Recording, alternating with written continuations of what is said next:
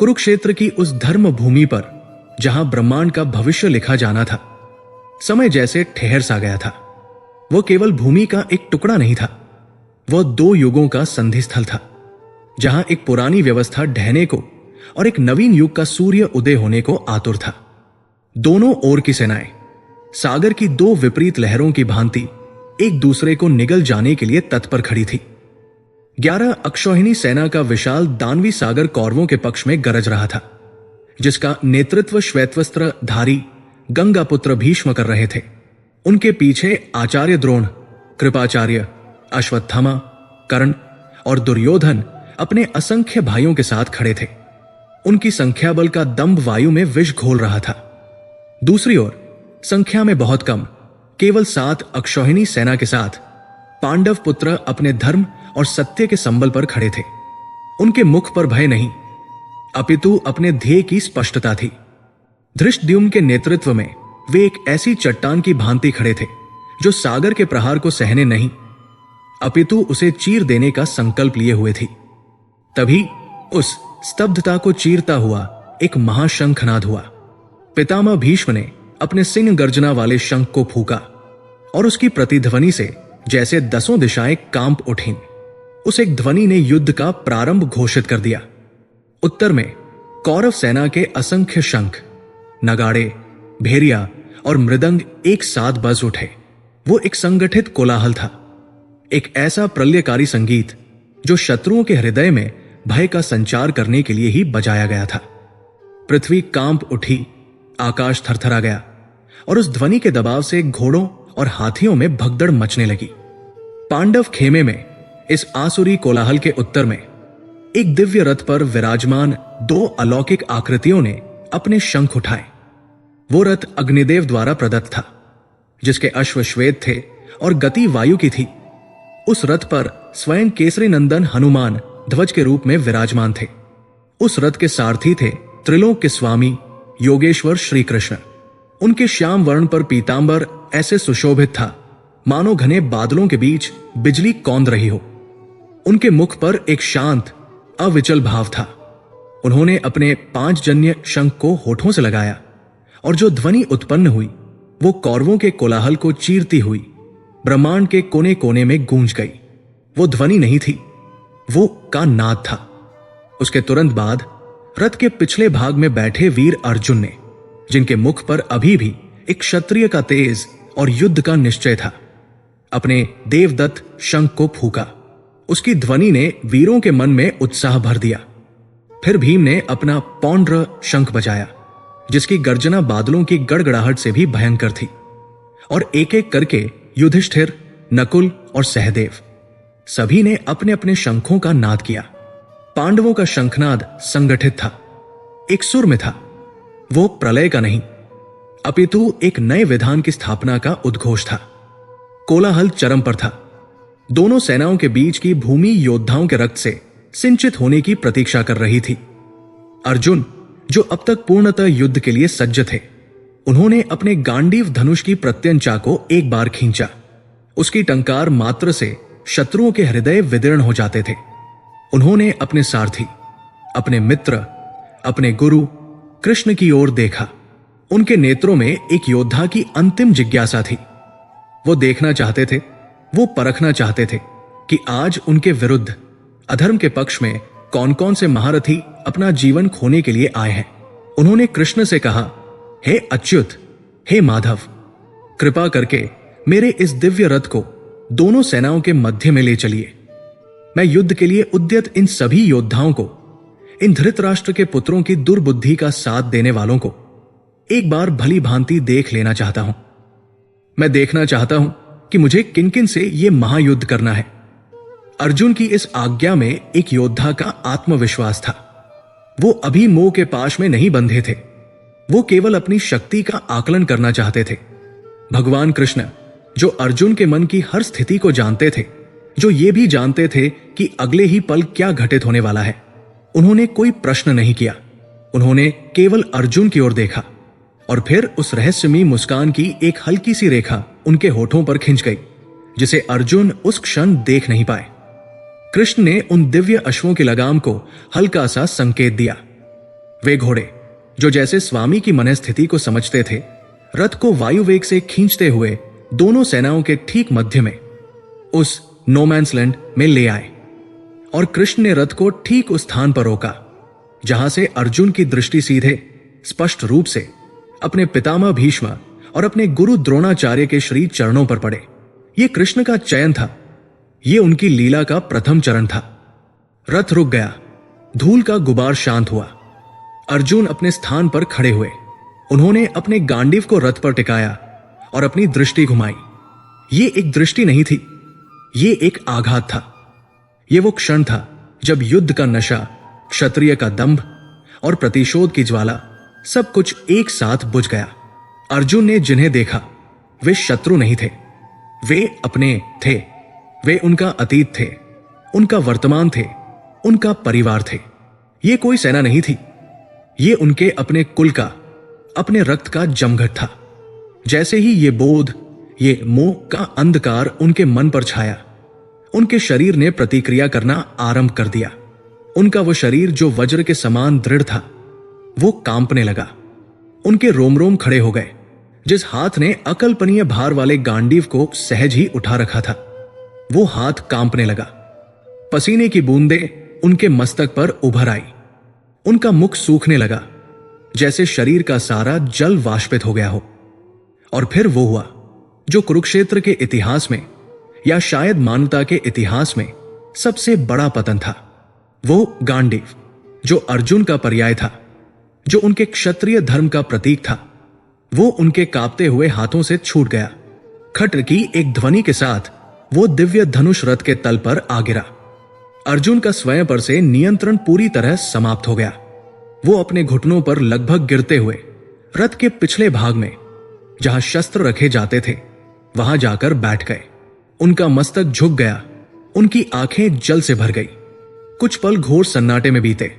कृष्ण ने रथ को नहीं मोड़ा। उन्होंने मुड़कर अर्जुन को देखा भी नहीं। वो बस सामने देखते रहे, मानो कुछ हुआ ही न हो। अर्जुन ने अपने कांपते हुए हाथों को जोड़ा और उनका स्वर, जो कुछ क्षण पहले तक सिंह गर्जना कर रहा था, अब एक टूटी हुई, भीगी हुई, करुण सिसकी में बदल गया। उन्होंने कहा, हे कृष्ण, हे माधव, ये मैं क्या देख रहा हूं? अपने ही स्वजनों को, अपने ही बंधु बांधवों को युद्ध भूमि में मरने मारने के लिए उद्यत देखकर मेरे अंग शिथिल हुए जा रहे हैं। मेरा शरीर कांप रहा है, मेरा मुख सूखा जा रहा है, मेरा मन भ्रमित हो गया है। मैं खड़ा रहने में भी स्वयं को असमर्थ पा रहा हूं। हे केशव, मुझे इसमें कोई कल्याण नहीं दिखता। अर्जुन की आवाज में अब तर्क आ रहा था। वो अपने भय को, अपने मोह को दर्शन का आवरण पहनाने का प्रयास कर रहे थे। उन्होंने कहा, हे गोविंद, मैं विजय नहीं चाहता, मुझे राज्य नहीं चाहिए, मुझे सुख भोग की इच्छा नहीं है। ऐसे राज्य को लेकर मैं क्या करूंगा? ऐसे भोगों को भोग कर मुझे क्या मिलेगा? जब वे लोग जिनके लिए यह सब किया जाता है, हमारे गुरु, हमारे पितामह, हमारे भाई, हमारे पुत्र, वे ही आज प्राणों की बाजी लगाकर हमारे सम्मुख खड़े हैं। मैं इन्हें मारना नहीं चाहता कृष्ण, भले ही ये मुझे मार डाले। तीनों लोकों के राज्य के लिए भी मैं इनका वध नहीं करना चाहता। फिर इस पृथ्वी के एक छोटे से टुकड़े के लिए यह महापाप मैं कैसे कर सकता हूं? अर्जुन का विषाद अब तर्क का रूप ले चुका था। वो अपने धर्म की एक नई परिभाषा गढ़ रहे थे।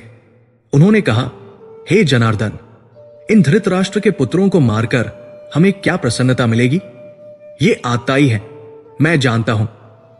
इन्होंने हमारा सर्वस्व छीना, इन्होंने द्रौपदी का अपमान किया, किंतु फिर भी है तो ये हमारे कुल के ही।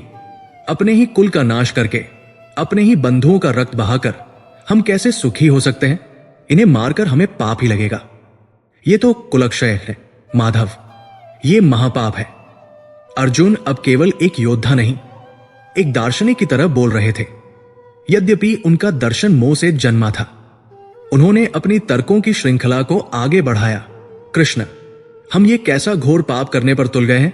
जब कुल का नाश होता है तो सनातन कुल धर्म नष्ट हो जाता है। जब धर्म का नाश होता है तो उस कुल में अधर्म फैल जाता है। अधर्म के बढ़ जाने से, हे वार्ष्णे, कुल की स्त्रियां दूषित हो जाती है, और जब स्त्रियां दूषित होती है तो वर्ण संकरता उत्पन्न होती है। ये वर्ण संकर केवल कुल का ही नाश नहीं करता, ये उन पितरों का भी पतन कर देता है जिन्हें पिंड और जल देने वाला कोई नहीं रहता। ये नरक का द्वार है कृष्ण, जो स्वयं को ज्ञानी समझते हैं। हम ही अपने कुल का नाश करने पर तुले हैं, केवल राज्य के छोटे से सुख के लोभ में। इससे तो अच्छा होता कि शस्त्रहीन, प्रतिरोध न करने वाले मुझको ये धृतराष्ट्र के पुत्र शस्त्रों से मार डालते, वो मेरे लिए अधिक कल्याणकारी होता। इतना कहकर अर्जुन पूर्णतः टूट गए। उन्होंने अपने बाणों से भरे तरकश को एक ओर फेंक दिया और अपना मुख अपने हाथों में छिपाकर रथ के उसी पिछले भाग में एक पराजित, थकेहारे और शोक संतप्त व्यक्ति की भांति बैठ गए। उन्होंने युद्ध करने से स्पष्ट इनकार कर दिया। मैं युद्ध नहीं करूंगा गोविंद, ये उनका अंतिम वाक्य था। कुरुक्षेत्र का मैदान, जो क्षण भर पहले कोलाहल से भरा था, अब अर्जुन के लिए मौन हो गया था। उन्हें न शंखों की ध्वनि सुनाई दे रही थी, न घोड़ों की हिनहिनाहट। केवल उनके अपने हृदय का भारीपन था और उनके तर्कों की गूंज। उन्होंने कृष्ण से सांत्वना की अपेक्षा की थी। उन्हें लगा था कि कृष्ण, उनके सखा, उनकी पीड़ा को समझेंगे। वो कहेंगे, हां अर्जुन, तुम सही कहते हो, ये युद्ध व्यर्थ है, चलो लौट चले। या शायद कृष्ण उन्हें समझाते, उन्हें बल देते, उन्हें उनके क्षत्रिय धर्म का वास्ता देते। किंतु जो हुआ वो अर्जुन की कल्पना से परे था। कृष्ण, जो अब तक अड़ेग, शांत भाव से सामने देख रहे थे, धीरे से मुड़े। उन्होंने अर्जुन की इस दयनीय दशा को देखा। उनकी आंखों में आंसू, उनके हाथ में गांडीव का न होना, उनके झुके हुए कंधे। ये वो अर्जुन नहीं था जिसने निवातक वचों का सहार किया था। ये वो अर्जुन नहीं था जिसने शिव से पाशुपतास्त्र प्राप्त किया था। ये एक साधारण मनुष्य था जो अपने मोह और भय के जाल में फंसा हुआ था। और अर्जुन की इस दशा को देखकर उस महाविषाद के क्षण में भगवान कृष्ण के मुख पर करुणा, क्रोध या सांत्वना के स्थान पर एक गहरी, गूढ़ और अत्यंत रहस्यमयी मुस्कान बिखर गई। ये वो मुस्कान थी जिसमें सृष्टि का संपूर्ण ज्ञान छिपा था। ये वो मुस्कान थी जो समय के पार देख रही थी। ये उस गुरु की मुस्कान थी जो अपने शिष्य को अज्ञान के अंधकार में छटपटाते हुए देख रहा था और जानता था कि अब ज्ञान के प्रकाश का समय आ गया है। अर्जुन, जो भीगी आंखों से कृष्ण की ओर देख रहे थे, इस मुस्कान से चकित रह गए। वो तिलमिला उठे। मैं यहां अपने कुल का नाश देख रहा हूं, मैं महापाप की पीड़ा से जल रहा हूं और मेरे सखा, मेरे दार्शनिक मुझ पर मुस्कुरा रहे हैं। इससे पहले कि अर्जुन उस मुस्कान का अर्थ समझ पाते या कोई प्रतिक्रिया कर पाते, कृष्ण का स्वर गूंजा। उनका स्वर शांत था, किंतु उसमें वेदों की दृढ़ता थी। वो स्वर किसी सारथी या मित्र का नहीं, वो जगत गुरु का स्वर था। उन्होंने कहा, कुतस्त्व कश्मलमिदं विश्मे समुपस्थितम। और फिर वो वाक्य कहा जिसने अर्जुन के संपूर्ण तर्कजाल को एक ही क्षण में छिन्न भिन्न कर दिया। कृष्ण ने कहा, अर्जुन, तुम उनके लिए शोक कर रहे हो जो शोक के योग्य नहीं है और बातें ज्ञानियों जैसी करते हो। यह कैसा अज्ञान है? उन्होंने आगे कहा, गतासुन तासुंश्च नानुशोचंती पंडिताएं। अर्थात जो ज्ञानी होते हैं, जो पंडित होते हैं, वे न तो जीवितों के लिए शोक करते हैं और न ही मृतकों के लिए। अर्जुन स्तब्ध रह गए। ये कैसी पहेली थी? उनके सामने उनके पितामह, उनके गुरु, उनके भाई मरने मारने को खड़े थे। वो उनके लिए शोक न करे तो किसके लिए करे? और यदि वे शोक के योग्य नहीं है तो फिर इस संसार में योग्य है कौन? कृष्ण उनके तर्कों को, उनके कुलक्षय के ज्ञान को अज्ञान कह रहे थे।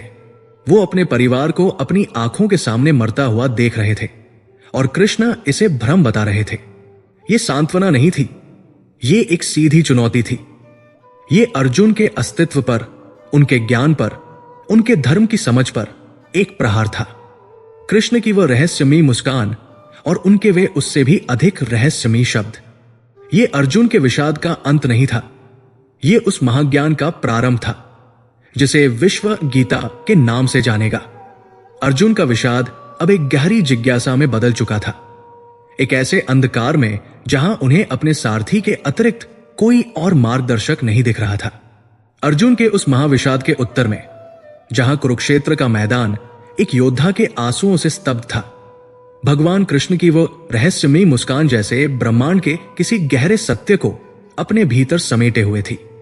अर्जुन, जो अपने तरकश को फेंककर गांडीव को गिराकर एक पराजित मनुष्य की भांति रथ के पिछले भाग में सिकुड़ कर बैठ गए थे, उन्होंने भीगी आंखों से अपने सखा की ओर देखा। उन्हें इस मुस्कान की अपेक्षा नहीं थी। उन्हें सांत्वना की, सहानुभूति की या शायद युद्ध से पलायन की मौन स्वीकृति की आशा थी। परंतु ये मुस्कान, ये तो जैसे उनकी पीड़ा पर, उनके महापाप के तर्क पर, उनके कुलक्षय के ज्ञान पर एक निर्मम उपहास थी।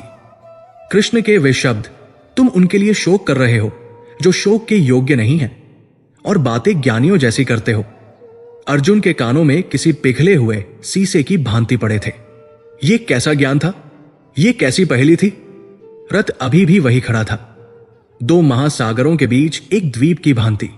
एक ओर भीष्म और द्रोण की मृत्यु वाहिनी थी, दूसरी ओर धर्मराज युधिष्ठिर की न्यायसेना, और बीच में थे नर और नारायण, अज्ञान और ज्ञान, विषाद और उसका समाधान। अर्जुन ने अपने कांपते हाथों को जोड़ा। उनकी आवाज में अब भी वो करुणा शेष थी। हे मधुसूदन, आप ये क्या कह रहे हैं? क्या मेरे पितामह शोक के योग्य नहीं? क्या मेरे आचार्य, जिन्होंने मुझे शस्त्र विद्या दी, वे शोक के योग्य नहीं? मैं अपने ही बंधुओं के रक्त से सने इस राज्य को भोगकर कैसे सुखी रह सकता हूं? आप मेरे तर्कों को अज्ञान कह रहे हैं, तो कृपा करके मुझे मार्ग दिखाइए। मैं आपका शिष्य हूं, मैं आपकी शरण में हूं। मुझे बताइए कि मेरे लिए क्या श्रेयस्कर है। यह अर्जुन का समर्पण था।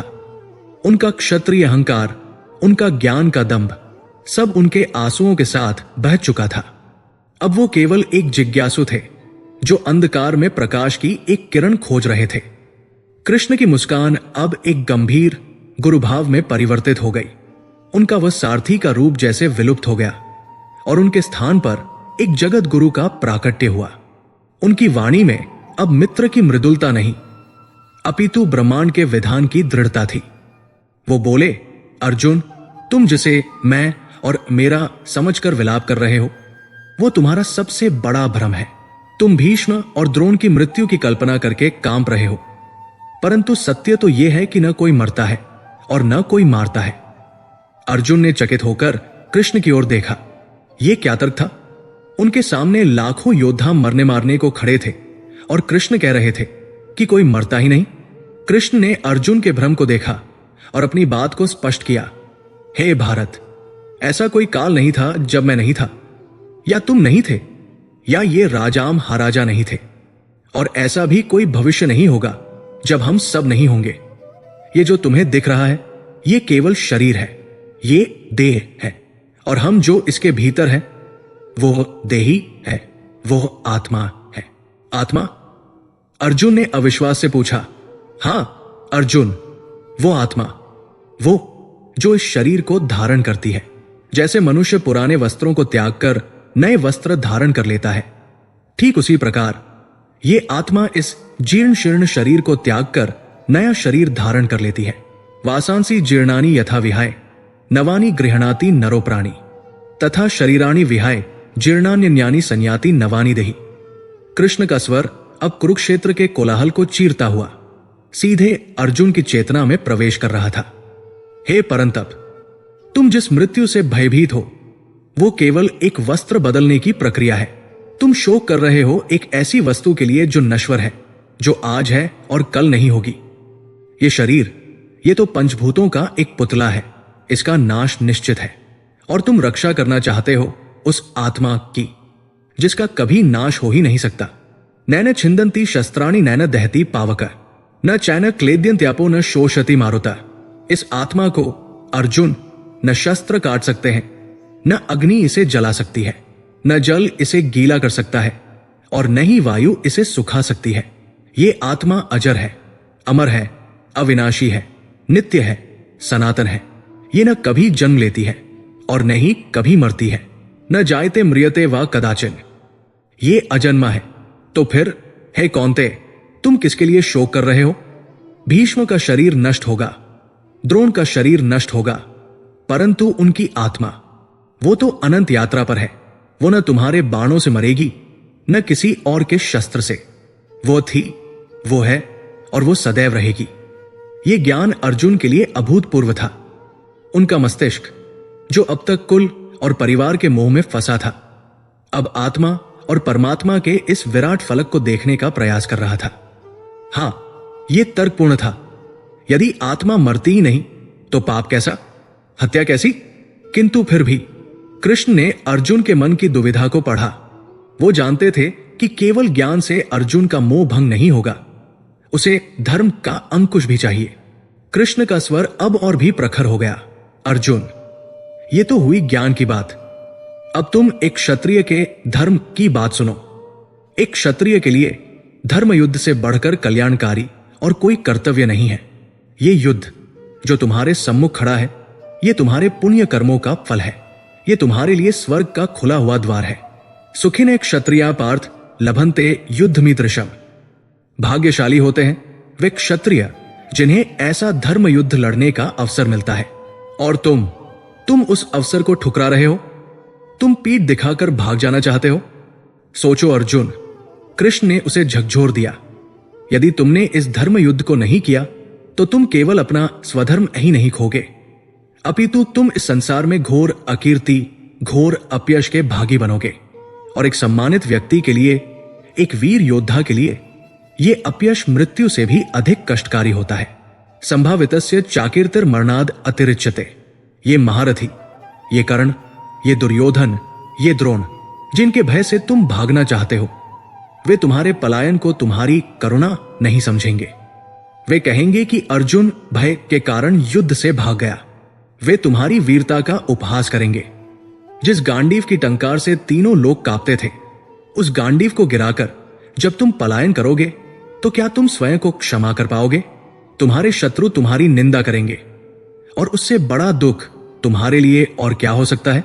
इसलिए हे कौन्ते, उठो, युद्ध के लिए निश्चय करो। कृष्ण ने उसे एक अचूक मार्ग दिखाया। सुख दुख, लाभानी, जय पराजय, इन सब द्वंद्वों को समान समझकर युद्ध करो। केवल कर्तव्य के लिए युद्ध करो। केवल धर्म की स्थापना के लिए युद्ध करो। यदि तुम इस भाव से युद्ध करोगे तो तुम पाप के भागी नहीं बनोगे, तुम कर्म के बंधन से मुक्त हो जाओगे। अर्जुन ने यह सब सुना।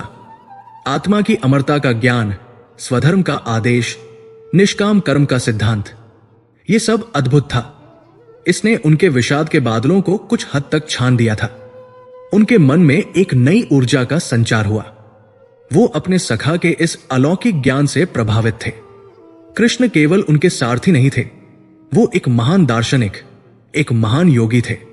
ये ज्ञान इतना गहन था, इतना पुरातन था कि अर्जुन के मन में एक नई जिज्ञासा, एक नए और गहरे संशय ने जन्म लिया। अर्जुन ने कृष्ण की ओर देखा। वही श्याम सुंदर मुख, वही मोरपंख, वही पीतांबर, ये वही कृष्ण थे जिनके साथ उन्होंने गुरुकुल में शिक्षा ली थी, जिनके साथ उन्होंने द्रौपदी के स्वयंवर में भाग लिया था, जो उनकी बहन सुभद्रा के पति थे, जो उनके सबसे प्रिय मित्र थे। यह ज्ञान इतना गहरा था, इतना शाश्वत था। यह ज्ञान किसी साधारण मनुष्य का ज्ञान नहीं हो सकता था। अर्जुन के मन में एक तार्किक प्रश्न उठा, एक ऐसा प्रश्न जिसने कुरुक्षेत्र के युद्ध को एक क्षण के लिए रोक दिया और ब्रह्मांड के सबसे बड़े रहस्य पर उंगली रख दी। अर्जुन ने संशय, विस्मय और जिज्ञासा से भरकर कहा, हे केशव, हे जनार्दन, आपने अभी मुझे जो ये योग का ज्ञान दिया, ये निष्काम कर्म का सिद्धांत, ये तो अद्भुत है, ये अलौकिक है। आपने कहा कि ये ज्ञान सनातन है, ये शाश्वत है, और बातों बातों में आपने ये भी कहा कि आपने इस अविनाशी योग का ज्ञान सृष्टि के आरंभ में सूर्यदेव विवस्वान को दिया था। आपने कहा कि विवस्वान ने इसे अपने पुत्र मनु को दिया और मनु ने इसे इक्ष्वाकु को दिया, और इस प्रकार यह ज्ञान राजर्षियों तक पहुंचा। परंतु हे कृष्ण, यहां आकर अर्जुन एक पल को रुके। उनका अगला प्रश्न उनके अपने मित्र, उनके सखा के अस्तित्व पर था। परंतु केशव, सूर्यदेव विवस्वान तो अति प्राचीन है, वो तो सृष्टि के आदि देवताओं में से है। उनका काल तो हम मनुष्यों की गणना से भी परे है।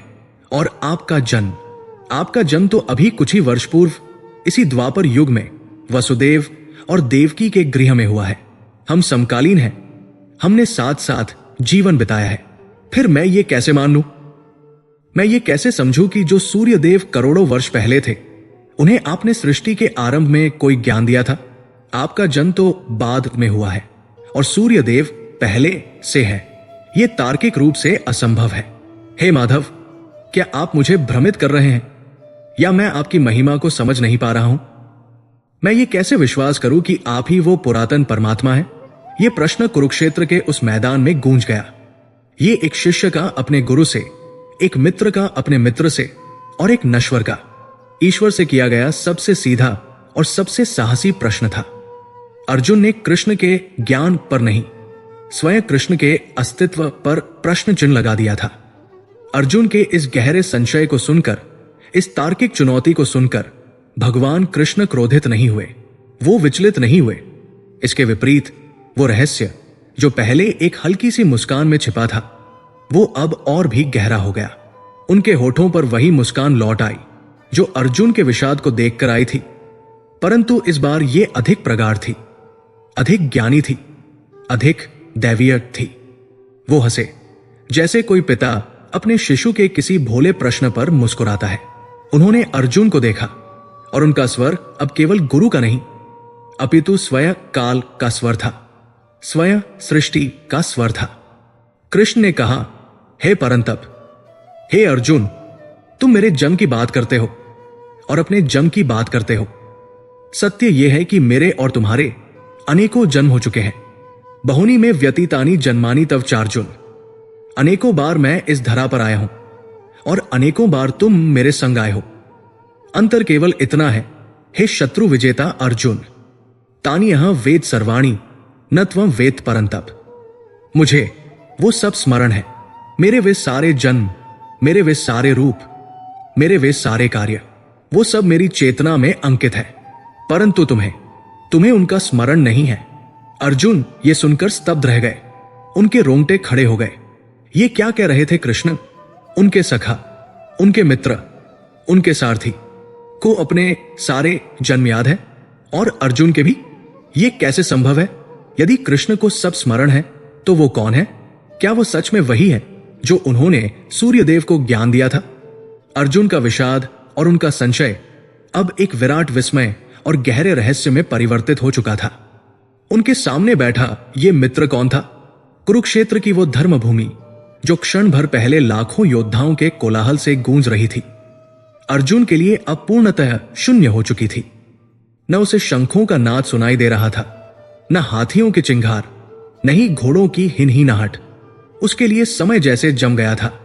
ब्रह्मांड सिकुड़कर उस रथ तक सीमित हो गया था और उस रथ में भी उसका संपूर्ण अस्तित्व, उसकी चेतना की संपूर्ण शक्ति केवल एक बिंदु पर केंद्रित थी, अपने सारथी, अपने सखा, अपने मित्र कृष्ण के मुख पर। कृष्ण के वे अंतिम शब्द, मुझे वो सब स्मरण है परंतु तुम्हें नहीं है। ये शब्द नहीं थे, ये वज्रपात थे। ये एक ऐसा दावा था जिसने अर्जुन के पैरों के नीचे से धरती खिसका दी थी। ये कैसी विडंबना थी। वो यहां अपने पितामह और गुरु को मारने के पाप से कांप रहे थे और उनके सखा ने एक ऐसा रहस्य खोल दिया था जिसने पाप और पुण्य की परिभाषा को ही बौना कर दिया था। अर्जुन की व्याकुलता अब चरम पर थी। यह विषाद नहीं था, यह मोह नहीं था, यह एक गहन, भयंकर, अस्तित्वगत संशय था। उनका मस्तिष्क, जो तर्कों का अभेद्य दुर्ग माना जाता था, वो इस एक दावे से ढह गया था। मेरे और तुम्हारे अनेकों जन्म हो चुके हैं, ये तो योगी और सन्यासी भी कहते हैं। इसमें नवीनता नहीं थी, परंतु मुझे वो सब स्मरण है। ये वो बिंदु था जहां मनुष्यता समाप्त होती थी। और क्या? अर्जुन को शब्द नहीं सूझ रहे थे। उनका प्रिय सखा, वो कृष्ण जो वृंदावन का ग्वाला था, जिसने गोवर्धन को उंगली पर उठाया था, वो कृष्ण जिसने कंस का वध किया था, जो द्वारका का राजा था, जो आज हस्तिनापुर के सिंहासन के लिए पांडवों का पक्ष लेकर कूटनीति कर रहा था। वो कृष्ण कह रहा था कि उसे सब स्मरण है, उसे सूर्यदेव विवस्वान को दिया ज्ञान स्मरण है, उसे अर्जुन के अनेकों जन्म स्मरण है। यह कैसे संभव था? यह तार्किक रूप से असंभव था।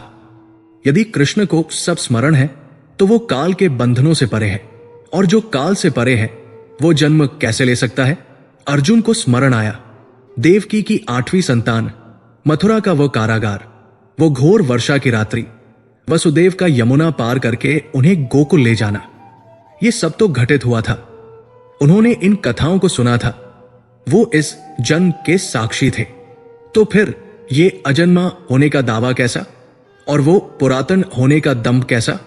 अर्जुन की उंगलियां जो गांडीव के स्पर्श के लिए बनी थी, वे अब कांप रही थी। उन्होंने अपने हाथों को जोड़ा, उनकी आंखों में अब आंसू नहीं, अपित एक जलती हुई जिज्ञासा थी, एक ऐसी व्याकुलता जो उत्तर पाए बिना शांत नहीं हो सकती थी। उन्होंने अपने सखा से, अपने गुरु से, या जो भी वह थे, उनसे प्रश्न किया। उनकी आवाज में अब विषाद की दुर्बलता नहीं, अपितु सत्य को जानने की एक दृढ़, यद्यपि कांपती हुई उत्कंठा थी। हे केशव, हे जनार्दन, आप मुझे और अधिक भ्रमित कर रहे हैं। आपका यह दावा कि आपको सब स्मरण है, और आपका वो कथन कि आपने ये ज्ञान सूर्यदेव को दिया था, ये मेरे मस्तिष्क को चकरा रहा है। एक ओर आप कहते हैं कि आप पुरातन हैं, शाश्वत है, और दूसरी ओर मैं अपनी इन आंखों से आपके जन्म और आपके कर्मों को देख रहा हूं। हम समकालीन हैं कृष्ण, हमने साथ साथ समय बिताया है। आपका जन्म वसुदेव और देवकी से हुआ, यह सारा संसार जानता है। फिर आप ये कैसे कह सकते हैं कि आप अजन्मा हैं? जो अजन्मा है, जो कभी पैदा ही नहीं हुआ, वो जन्म कैसे ले सकता है? और जो जन्म ले चुका है वो अजन्मा कैसे हो सकता है? ये तो घोर विरोधाभास है। माधव, मैं आपकी इस पहेली को समझ नहीं पा रहा हूं। कृपा करके मेरे इस संशय का निवारण कीजिए। मुझे स्पष्ट बताइए, आप कौन हैं? आपका ये जन्म का रहस्य क्या है? अर्जुन का प्रश्न सीधा और स्पष्ट था। उसने कृष्ण को उनके अपने ही विरोधाभास में घेर लिया था। अब कृष्ण के पास कोई विकल्प नहीं था सिवाय इसके कि वे उस परम रहस्य से पर्दा उठाएं जो उनके अवतार का रहस्य था। अर्जुन के इस गहरे, तार्किक और व्याकुल प्रश्न को सुनकर भगवान कृष्ण की वो रहस्यमयी मुस्कान, जो कुछ क्षणों के लिए गंभीर हो गई थी, पुनः उनके अधरों पर लौट आई। ये मुस्कान अब उपहास की नहीं थी, ये विस्मय की भी नहीं थी। ये उस गुरु की मुस्कान थी जो अपने सबसे योग्य शिष्य को अंतिम और सबसे गूढ़ ज्ञान देने के लिए तत्पर था। कृष्ण का स्वर अब और भी गहरा और भी शांत हो गया। उसमें न द्वारका के राजा का ऐश्वर्य था, न वृंदावन के सखा का माधुर्य। उसमें अब केवल ब्रह्मांड के ईश्वर का निरपेक्ष, शाश्वत सत्य था। हे अर्जुन, उन्होंने कहा, तुम्हारा प्रश्न उचित है। यह संशय केवल तुम्हारा नहीं, अपितु इस संसार के सभी ज्ञानियों का है, जो मुझे तत्व से नहीं जानते। वे मुझे एक साधारण मनुष्य ही समझते हैं। वे मेरे जन्म और कर्म को भी लौकिक ही मानते हैं। परंतु आज मैं तुम्हें वो परम सत्य बताता हूं जो मेरे जन्म का रहस्य है। अजोपि सन्न व्ययात्मा भूतानाम ईश्वरोपि सन। हां अर्जुन, मैं अज हूं, अर्थात अजन्मा हूं। मेरा कभी जन्म नहीं होता। मैं अव्ययात्मा हूं, अर्थात मेरी आत्मा अविनाशी है, उसका कभी क्षय नहीं होता। और मैं भूतानाम ईश्वर हूं, अर्थात मैं ही समस्त चरचर प्राणियों का, इस संपूर्ण सृष्टि का स्वामी हूं, ईश्वर हूं। यह मेरा पारमार्थिक वास्तविक स्वरूप है। अर्जुन ने अविश्वास से आंखें फाड़ ली। अजन्मा, अविनाशी, ईश्वर, ये शब्द उनके कानों में गूंज रहे थे। यदि यह सत्य है तो फिर वह जो उनके सामने बैठा है वह क्या है? कृष्ण ने मानो उनके अनकहे प्रश्न को पढ़ लिया हो। परंतु अर्जुन अपने इस अजन्मा, अविनाशी और ईश्वर स्वरूप में रहते हुए भी मैं अपनी प्रकृति को अधीन करके अपनी योगमाया से प्रकट होता हूं। प्रकृति स्वामधिष्ठाय संभवाम्यात्म माया। यह सूत्र, यह रहस्य अर्जुन के मस्तिष्क पर एक और आघात था। योगमाया, प्रकटीकरण, वो इन शब्दों का भार नहीं समझ पा रहे थे। हे केशव, वो लगभग गिड़गिड़ाए। ये योगमाया क्या है और प्रकट होने से आपका क्या तात्पर्य है? जो अजन्मा है वो प्रकट कैसे हो सकता है? कृष्ण ने धैर्य नहीं खोया। वो जानते थे कि यह ज्ञान समझना कठिन था। उन्होंने अब उस गहरे रहस्य को परत दर परत खोलना आरंभ किया। अर्जुन, पहले तुम जन्म और प्रकट होने का अंतर समझो। तुम, मैं और ये संसार के समस्त प्राणी जब इस धरती पर आते हैं तो उसे जन्म कहते हैं। ये जन्म हमारी इच्छा से नहीं होता, ये हमारे कर्मों के बंधन का फल होता है। हम अपने पिछले कर्मों के अनुसार प्रकृति के अधीन होकर एक शरीर धारण करने के लिए विवश होते हैं। हम माया के दास हैं। ये माया हमें एक गर्भ में धकेलती है। हम पंच तत्वों से बने इस नश्वर शरीर में बंध जाते हैं और जन्म लेते ही हम अपने पूर्व जन्म का सारा ज्ञान भूल जाते हैं। ये कर्म बंधन का जन्म है, ये विवशता है, ये दासता है। परंतु हे परंतप, मेरा आना जन्म नहीं है, वो संभव है, वो प्रकट होना है। मैं कर्म के अधीन नहीं हूं, कर्म मेरे अधीन है। मैं माया का दास नहीं, मैं माया का स्वामी हूं।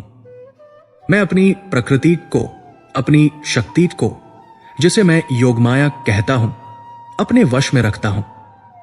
जब मैं आता हूं तो मैं विवश होकर नहीं आता, मैं अपनी इच्छा से आता हूं, मैं प्रकट होता हूं। अर्जुन का मस्तिष्क चकरा गया। इच्छा से प्रकट होना, यह क्या था? कृष्ण ने उनकी उलझन को समझते हुए और स्पष्ट किया, अर्जुन, क्या तुम्हें मथुरा के कारागार की वो कथा स्मरण है? जब मेरा जन्म हुआ तब क्या हुआ था? मैं एक साधारण शिशु की भांति नहीं जन्मा था। मैं पहले चतुर्भुज विष्णु रूप में प्रकट हुआ था।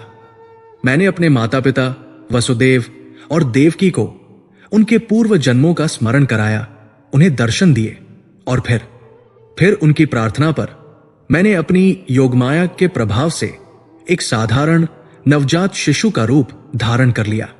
मेरा वह जन्म एक नाटक था, एक लीला थी जो मैंने स्वयं रची थी। मैं गर्भ से नहीं जन्मा अर्जुन, मैं उनकी चेतना में प्रकट हुआ था। यह रहस्य इतना गहरा था कि अर्जुन कांप उठे। तो क्या कृष्ण का वो बाल रूप, उनका वो सखा रूप सब एक छलावा था? नहीं अर्जुन, कृष्ण ने जैसे उनके मन की बात फिर से जान ली। ये छलावा नहीं, ये सत्य है। परंतु ये वो सत्य नहीं है जिसे तुम्हारी इंद्रियां देखती है। मेरा वो ये शरीर जिसे तुम देख रहे हो, जिसके साथ तुमने क्रीड़ा की है, वो तुम्हारी भांति पंच तत्वों से नहीं बना है। तुम्हारा शरीर पृथ्वी, जल, अग्नि, वायु और आकाश से बना है। ये जड़ है, ये नश्वर है। परंतु मेरा ये शरीर, ये दिव्य है, ये चिन्मय है। चिन्मय? अर्जुन ने इस नए शब्द पर अटकते हुए पूछा। हां, चिन्मय अर्थात सच्चिदानंद से बना हुआ। मेरा शरीर और मेरी आत्मा में कोई भेद नहीं है। अर्जुन, तुम एक आत्मा हो जो शरीर धारण करती है। मैं वह आत्मा हूं जो स्वयं शरीर के रूप में प्रकट होती है। मेरा ये श्याम सुंदर रूप, ये जड़ पदार्थ नहीं है, ये स्वयं चेतना है, ये आनंद का मूर्त रूप है। इसीलिए मेरे शरीर को न शस्त्र भेद सकते हैं, न अग्नि जला सकती है, जब तक मैं इच्छा न करूं। पूतना के विष ने मुझे नहीं मारा, अपितु मैंने उसकी आत्मा को मुक्त कर दिया। गोवर्धन को मैंने अपनी उंगली पर इसलिए नहीं उठाया कि मैं बलवान था, अपितु इसलिए कि वो पर्वत और मैं तत्वतः एक ही थे। मेरा शरीर दिव्य है, मेरे कर्म दिव्य है। जो मूर्ख है, जो अज्ञानी है, वे मुझे साधारण मनुष्य समझकर मेरा तिरस्कार करते हैं। वे मेरे इस परम भाव को नहीं जानते। अर्जुन स्तब्ध, निःशब्द, अपने सखा के इस विराट स्वरूप का, इस अलौकिक रहस्य का मानसिक रूप से भी स्पर्श करने में असमर्थ थे।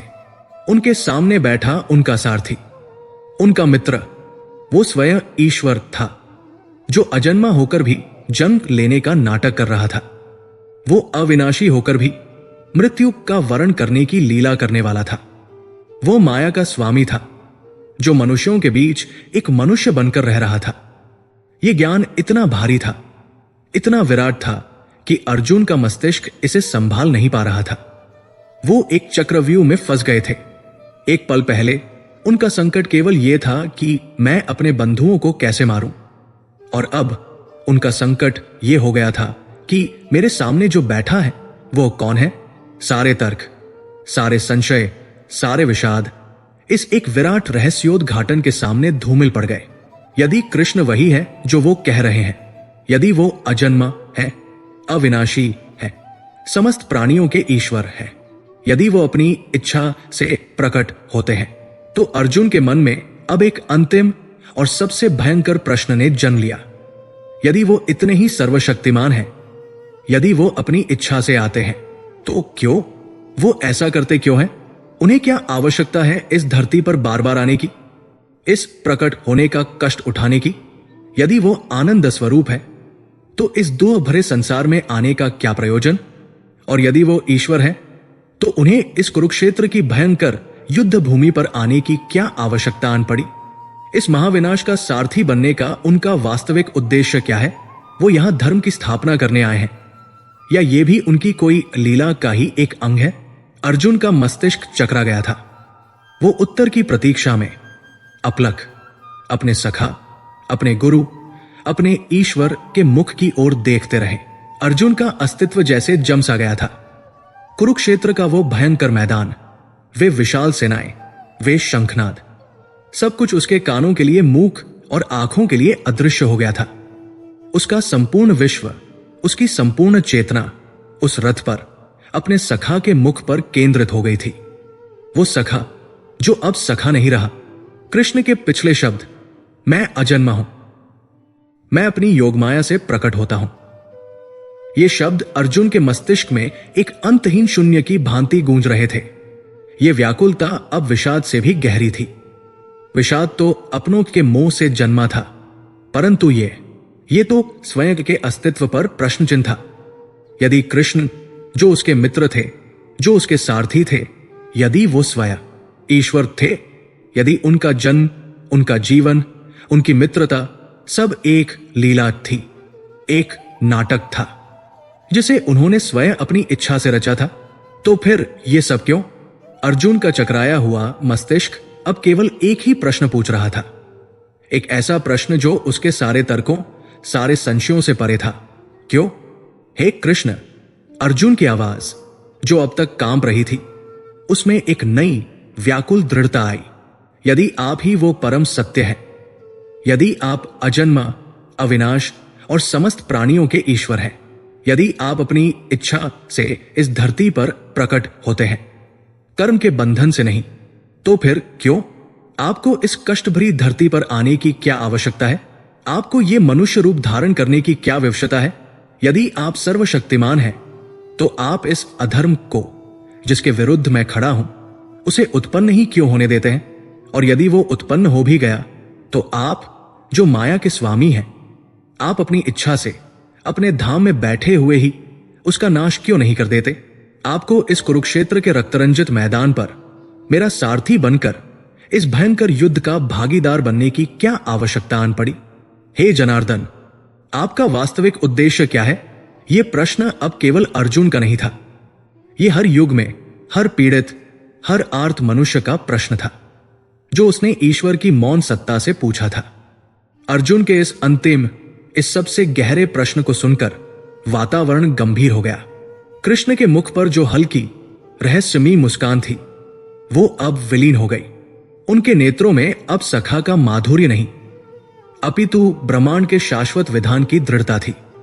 उनकी वाणी जो अब तक मृदुल थी, वो अब मेघ गर्जना की भांति गंभीर और दैवीय अधिकार से भर उठी। उन्होंने अर्जुन की ओर देखा, परंतु उनकी दृष्टि जैसे अर्जुन को भेदती हुई समय के आर पार देख रही थी। हे भारत! उनका स्वर गूंजा।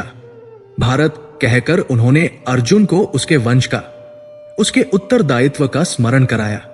तुम मेरे प्रकट होने का उद्देश्य पूछते हो? तुम मेरे अवतार लेने का वो परम रहस्य जानना चाहते हो? तो सुनो अर्जुन, ध्यान से सुनो, क्योंकि ये वो ज्ञान है जो मैंने सृष्टि के आरंभ में सूर्य को दिया था और जो आज इस धर्म भूमि पर तुम्हारे निमित्त से मैं पुनः इस संसार को दे रहा हूं। यदा यदा ही धर्मस्य ग्लानिर्भवति भारत। हे अर्जुन, जब जब इस धरती पर धर्म की हानि होती है, जब जब धर्म का पतन नहीं अपितु ग्लानि होती है। कृष्ण ने ग्लानि शब्द पर बल दिया। पतन और ग्लानि में अंतर है अर्जुन। पतन तो विस्मृति है, परंतु ग्लानि वो विष है जब धर्म को जानने वाले ही, धर्म के रक्षक ही अपने स्वार्थ, अपने भय या अपनी विवशता के कारण उस धर्म को विकृत कर देते हैं। जब सत्य जानने वाले मौन हो जाते हैं, जब ज्ञानी अपने ज्ञान का उपयोग अधर्म को सही ठहराने के लिए करने लगते हैं। कृष्ण की दृष्टि एक क्षण के लिए पितामह भीष्म और आचार्य द्रोण की ओर उठी, जो अधर्म के पक्ष में खड़े थे। जब पुण्य का मुखौटा पहनकर पाप किया जाता है, जब धर्म के नाम पर ही अधर्म का पोषण होता है, उसे धर्म की ग्लानि कहते हैं। अभ्युत्थानम अधर्मस्य तदात्मानम सृजामे अहम। और जब जब धर्म की ऐसी ग्लानि होती है, तब तब अधर्म का अभ्युत्थान होता है। अधर्म केवल बढ़ता नहीं, वो उत्सव मनाने लगता है, वो निर्भय हो जाता है। उसे लगता है कि अब उसे रोकने वाला कोई नहीं। दुष्टता, क्रूरता, अन्याय और अनाचार ही जब समाज का विधान बन जाते हैं। अर्जुन के मन में भरी सभा में द्रौपदी का वो चीरहरण, वो अट्टहास, वो असहाय पुकार कौंध गई। जब निर्बल की रक्षा करने वाला कोई नहीं रहता, जब सदाचार का उपहास उड़ाया जाता है और पापी का सम्मान होता है, जब ये असंतुलन अपनी पराकाष्ठा पर पहुंच जाता है, तब हे अर्जुन तदा आत्मान सृजामि अहम्, तब तब मैं स्वयं का सृजन करता हूं, मैं स्वयं को प्रकट करता हूं। ये एक ऐसी घोषणा थी जिसने अर्जुन को भीतर तक कंपा दिया। यह कोई साधारण प्रतिज्ञा नहीं थी, यह ब्रह्मांड का वो विधान था जो स्वयं ईश्वर के मुख से प्रकट हो रहा था। परंतु प्रकट होकर आप करते क्या है केशव? अर्जुन ने लगभग फुसफुसाते हुए पूछा। कृष्ण का स्वर अब और भी ऊंचा और भी दृढ़ हो गया। उन्होंने अपने अवतार लेने का वो त्रिविध 3 गुना उद्देश्य बताया, जो आज गीता का और सनातन का मूल आधार बनने वाला था। परित्राणाय साधूनाम, मेरा पहला उद्देश्य है साधुओं का परित्राण, अर्थात उनकी भली भांति रक्षा करना। और अर्जुन, साधु का अर्थ केवल गेरुए वस्त्र धारण करने वाला सन्यासी नहीं है। साधु वह है जो साधना करता है, वह जो विपरीत परिस्थितियों में भी, भयंकर प्रलोभनों और भयों के बीच भी धर्म के मार्ग पर, सत्य के पथ पर अड़िग रहता है, वो जो कष्ट सह लेता है परंतु अपना सदाचार नहीं छोड़ता, वो जो स्वयं पीड़ा में होकर भी दूसरों की पीड़ा का कारण नहीं बनता। इस संसार में जब अधर्म बढ़ता है तो सबसे अधिक कष्ट इन्हीं साधुजनों को होता है। कृष्ण ने युधिष्ठिर के धैर्य, भीम की निष्ठा, नकुल सहदेव की सेवा और स्वयं अर्जुन के संयम को जैसे एक ही दृष्टि में समेट लिया। दुष्ट उनका उपहास करते हैं, संसार उन्हें मूर्ख समझता है, उनकी आस्था को डिगाने का हर संभव प्रयास किया जाता है। तब मैं प्रकट होता हूं, उन्हें यह विश्वास दिलाने के लिए कि उनका त्याग व्यर्थ नहीं गया। मैं उन्हें यह आश्वासन देने आता हूं कि सत्य और धर्म की नाव डगमगा सकती है पर डूबती नहीं, क्योंकि उसका खेवनहार मैं हूं। मैं उनकी रक्षा के लिए आता हूं। अर्जुन, विनाशाय च दुष्कृताम, मेरा दूसरा उद्देश्य है दुष्कृताम अर्थात दुष्टों और पापियों का विनाश करना, जो अपने बल के मद में चूर है, जो अपनी सत्ता के अहंकार में अंधे होकर धर्म की मर्यादाओं को तोड़ते हैं, जो निर्बलों को सताते हैं, जो साधुओं को कष्ट देते हैं, उनका सहार करना मेरा कर्तव्य है। यह विनाश अर्जुन मेरे क्रोध का परिणाम नहीं है, यह मेरी करुणा का ही एक रूप है। ये उस विषवृक्ष को जड़ से उखाड़ फेंकना है ताकि वो अपनी जड़ों से संपूर्ण वन को विषैला न कर दे। ये उस सड़े हुए अंग को काट फेंकने जैसी शल्य चिकित्सा है जिससे संपूर्ण शरीर की रक्षा हो सके। उन पापियों का विनाश करके मैं न केवल धरती को उनके भार से मुक्त करता हूं, अपितु मैं उन्हें और अधिक पाप करने से भी रोकता हूं। उनका विनाश न्याय की स्थापना के लिए अनिवार्य है। धर्म संस्थापनार्थाय संभवामि युगे युगे। और अर्जुन, मेरा तीसरा और सबसे महत्वपूर्ण उद्देश्य धर्म संस्थापनार्थाय, अर्थात धर्म की पुनः भली भांति स्थापना करने के लिए। मेरा उद्देश्य केवल कुछ अच्छे लोगों को बचाना और कुछ बुरे लोगों को मारना मात्र नहीं है, वो तो एक तात्कालिक कार्य है। मेरा परम उद्देश्य है उस धर्म को, उस शाश्वत विधान को जो अधर्म के कोलाहल में दब गया है, उसे पुनः समाज के हृदय में स्थापित करना। मैं केवल दुष्टों का नाश नहीं करता, मैं दुष्टता की सोच का नाश करने आता हूं। मैं केवल साधुओं की रक्षा नहीं करता, मैं साधुता का आचरण कैसा हो इसका आदर्श प्रस्तुत करने आता हूं। कृष्ण ने एक क्षण का विराम लिया। उनकी दृष्टि अर्जुन के भ्रमित मुख पर टिकी थी। मैं आता हूं ताकि मनुष्य ये भूल न जाए कि सत्य क्या है। मैं आता हूं ताकि मेरी लीलाज के द्वारा, मेरे कर्मों के द्वारा और मेरे उपदेशों के द्वारा आने वाली पीढ़ियां ये जान सके कि धर्म का मार्ग क्या है। मैं मूल्यों को पुनः परिभाषित करता हूं, मैं मर्यादाओं को पुनः स्थापित करता हूं। ये युद्ध, अर्जुन, ये केवल भूमि के एक टुकड़े के लिए नहीं है। ये धर्म संस्थापन का महायज्ञ है और इस यज्ञ की अग्नि में अधर्म की आहुति पड़ना अनिवार्य है। इसीलिए हे भारत, संभवामि युगे युगे, मैं हर युग में जब जब ऐसी ही धर्म की ग्लानि होती है तब तब मैं प्रकट होता हूं। मैं हर युग में आता हूं। ये वाक्य, ये प्रतिज्ञा, ये आश्वासन अर्जुन के कानों में किसी ब्रह्मांडीय संगीत की भांति गूंज उठा। एक क्षण में उनके जीवन का, उनके कष्टों का, उनके वनवास का और इस युद्ध का सब कुछ जैसे अर्थपूर्ण हो गया। उनकी आंखों के सामने से वो पर्दा हट गया जिसे मोह कहते थे। उन्हें यह आभास हो गया कि वो जिस रथ पर बैठे हैं वो केवल एक युद्ध का रथ नहीं है, वो स्वयं धर्म चक्र है। ये युद्ध, ये कोई पारिवारिक कलह नहीं है, ये दो भाइयों का संपत्ति के लिए झगड़ा नहीं है, ये एक धर्म और अधर्म के बीच का शाश्वत संघर्ष है। ये एक ब्रह्मांडीय आयोजन है जिसकी पटकथा स्वयं उनके सारथी ने युग की आवश्यकता के अनुसार लिखी है। वो अर्जुन इस महानाट्य का एक पात्र है और कृष्ण केवल सारथी नहीं, वो इस नाट्य के सूत्रधार है। वो स्वयं उद्देश्य है। इस विराट सत्य के प्रकाश में अर्जुन का विषाद कहां बह गया पता ही न चला, परंतु जैसे ही एक अंधकार छंटा, एक नए और भी गहरे संशय ने, एक तार्किक पहेली ने उनके मस्तिष्क को जकड़ लिया। उनका शरीर रोमांचित था, परंतु उनका क्षत्रिय मस्तिष्क अभी भी तर्क कर रहा था। उन्होंने कृष्ण की ओर देखा, वही कृष्ण जो अजन्मा होकर भी जन्मे थे, जो सर्वशक्तिमान होकर भी सारथी बने थे, जो धर्म की स्थापना के लिए हर युग में आते थे। केशव, अर्जुन की आवाज में अब विस्मय और एक नई उलझन थी। मैं आपके उद्देश्य की महानता को समझ गया हूं।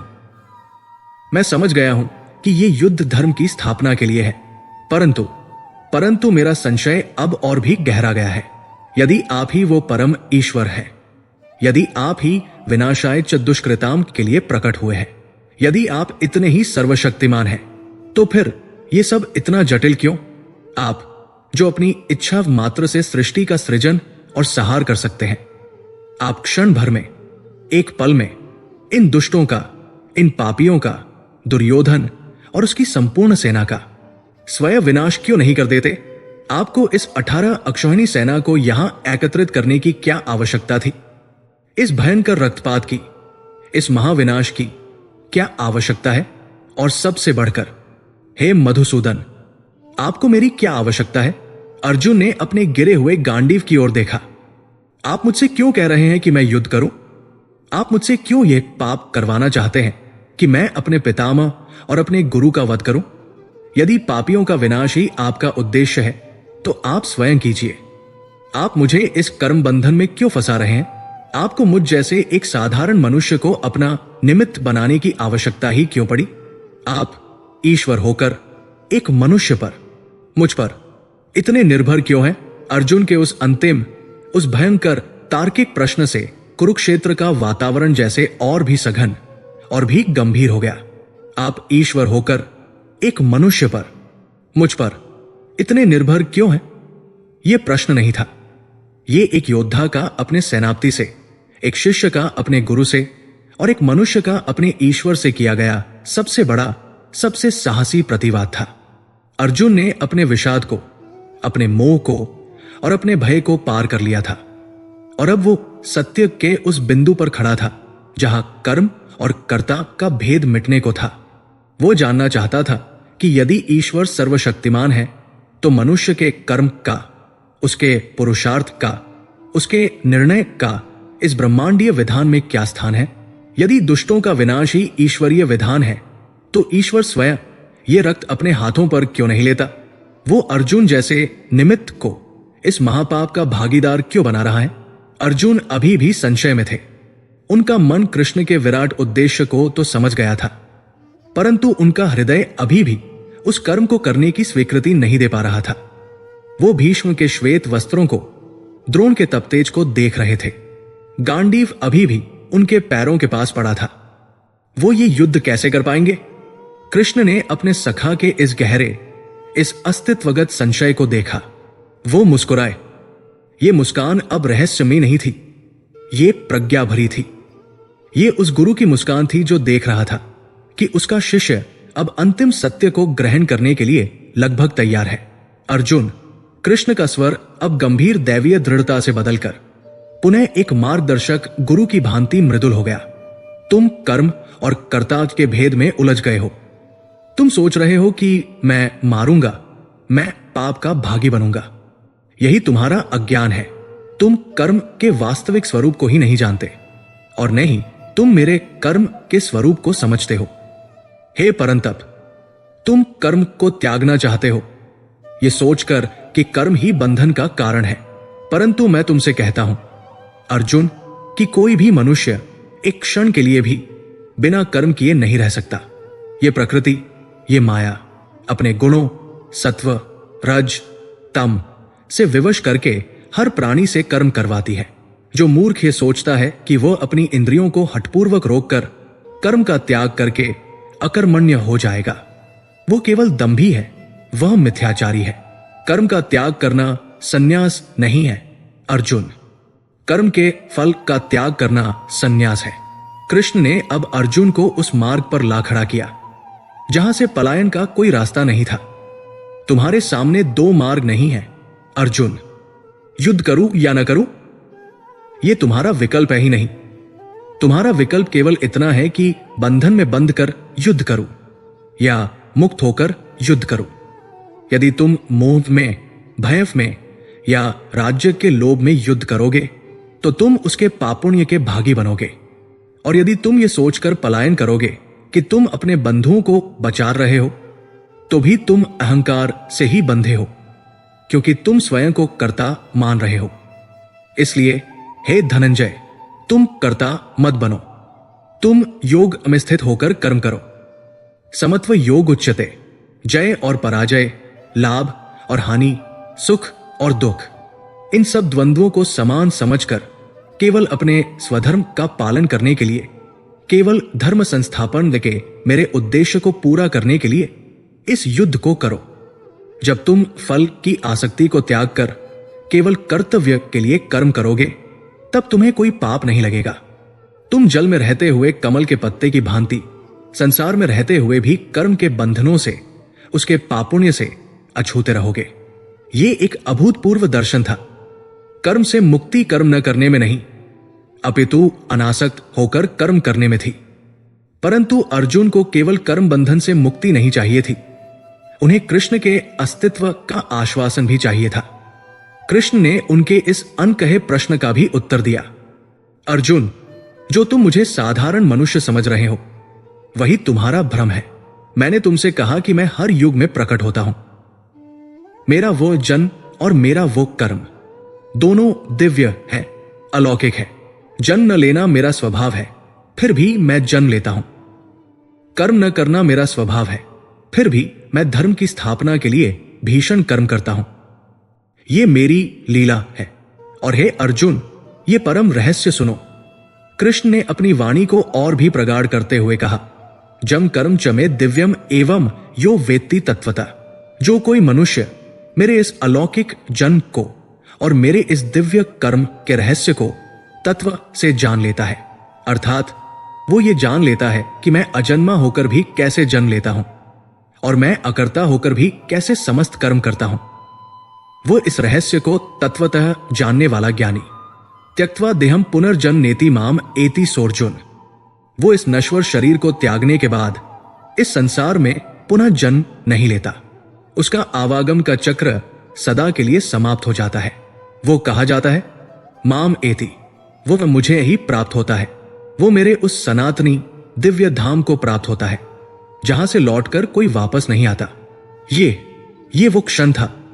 कृष्ण ने केवल युद्ध जीतने का मार्ग नहीं, अपितु मुक्ति का, मोक्ष का, स्वयं ईश्वर को पा लेने का मार्ग खोल दिया था। उन्होंने अर्जुन के सामने वो परम पुरस्कार रख दिया था, जिसके लिए योगी हजारों वर्षों तक तपस्या करते हैं। इस विराट आश्वासन को सुनकर, इस दिव्य ज्ञान को पाकर अर्जुन का संशय एक क्षण को तो दूर हुआ, परंतु उनका तार्किक मस्तिष्क, जो अब ईश्वर के विधान को समझने का प्रयास कर रहा था, वो एक अंतिम सबसे विकट प्रश्न पर आकर अटक गया।